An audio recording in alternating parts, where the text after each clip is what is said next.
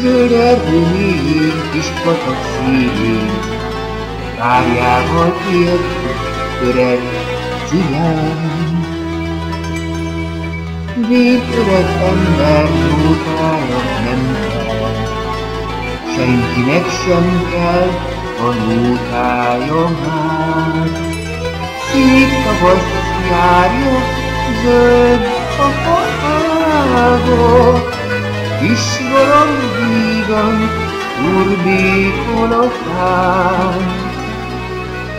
Észreje támul, a szíve kitárul, párjához így szól az öreg cigány.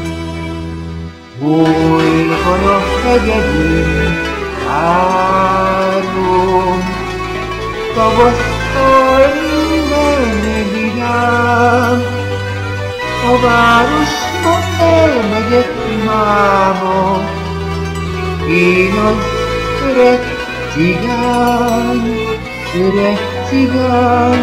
a vén cigány. És a vén ember eltudott csendben, hóna alatt a kopott egyedül. Alig bír lábon állni, szívében mégis ott él a derű. Városba érve, fáradtan térve, egy csillogó fényes terem ajtaján, szíve megdobban, a vére fellobban, középre kiteg kis öreg cigány.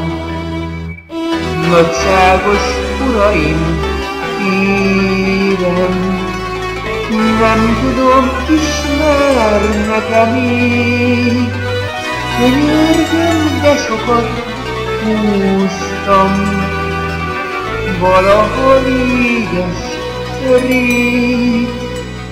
Egyszer még hadd muzsikáljak, szívemből úgy igazán.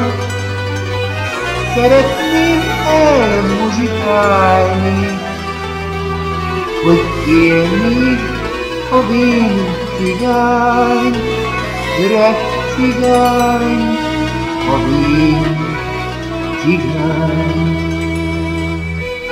Csendetlen percig kícsoltak együtt, jó uraim, mulatunk, ugye? Nyisson a ajtót, ezt a vén ajtót, látni szeretném, repülni tud-e? Ugrik a pincér, nézd a viccér,